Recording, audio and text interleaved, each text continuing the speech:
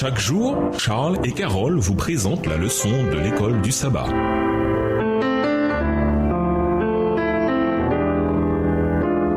Bienvenue dans votre émission Dieu nous parle. Voilà la leçon de vendredi. Pour aller plus loin, à mesure que nous avançons dans l'expérience chrétienne, notre repentance s'approfondit. Le Seigneur dit à ceux qu'il a pardonnés, à ceux qu'il reconnaît comme son peuple: alors, vous vous souviendrez de votre conduite qui était mauvaise et de vos actions qui n'étaient pas bonnes. Vous vous prendrez vous-même en dégoût. Ézéchiel 36, verset 31. Et encore, j'établirai mon alliance avec toi et tu sauras que je suis l'Éternel, afin que tu te souviennes du passé et que tu rougisses, afin que tu n'ouvres plus la bouche et que tu sois confuse, quand je te pardonnerai tout ce que tu as fait, dit le Seigneur l'Éternel. Ézéchiel 16, versets 62 et 63. Alors nous n'ouvrirons plus les lèvres pour nous glorifier, et nous saurons que seuls les mérites du Christ sont suffisants. Nous confesserons avec l'apôtre: ce qui est bon, je le sais, n'habite pas en moi, c'est-à-dire dans ma chair. Romains 7, verset 18. Pour ce qui me concerne, loin de moi la pensée de me glorifier d'autre chose que de la croix de notre Seigneur Jésus-Christ, par qui le monde est crucifié pour moi, comme je le suis pour le monde. Galates 6, verset 14. Extrait du livre Les paraboles de Jésus, chapitre La prière, page 134, livre écrit par Ellen G. White. La bonté de Dieu te pousse à la repentance. Romains 2, le verset 4. La miséricorde et la compassion divine, semblables à une chaîne d'or, entourent toute âme qui se trouve en danger. Le Seigneur déclare: je t'aime d'un amour éternel, c'est pourquoi je te conserve ma bonté. Jérémie 31, le verset 3. Texte tiré du livre Les paraboles de Jésus, le chapitre L'amour de Dieu à la recherche de l'homme, à la page 170, livre écrit par Ellen G. White. À méditer, il est essentiel que nous nous repentions de nos péchés. Mais comment pouvons-nous veiller à éviter le piège consistant à faire de la repentance quelque chose de méritoire, comme si se repentir en soi nous rendait justes devant Dieu? Quel est le seul moyen pour nous d'être justes devant lui? Voyant qu'il avait été condamné, Jésus, qui l'avait livré, fut pris de remords et rapporta les 30 pièces d'argent aux grands prêtres et aux anciens en disant: j'ai péché en livrant le sang innocent. Ils répondirent: que nous importe, c'est ton affaire. Judas jeta les pièces d'argent dans le sanctuaire et s'éloigna pour aller se pendre. Matthieu 27, les versets 3 à 5.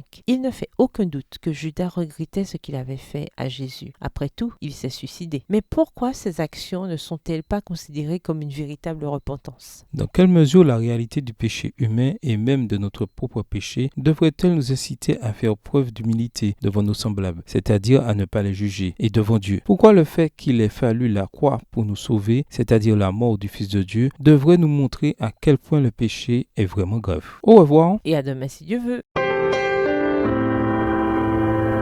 Dieu nous parle. Chaque jour, Charles et Carole vous présentent la leçon de l'école du sabbat.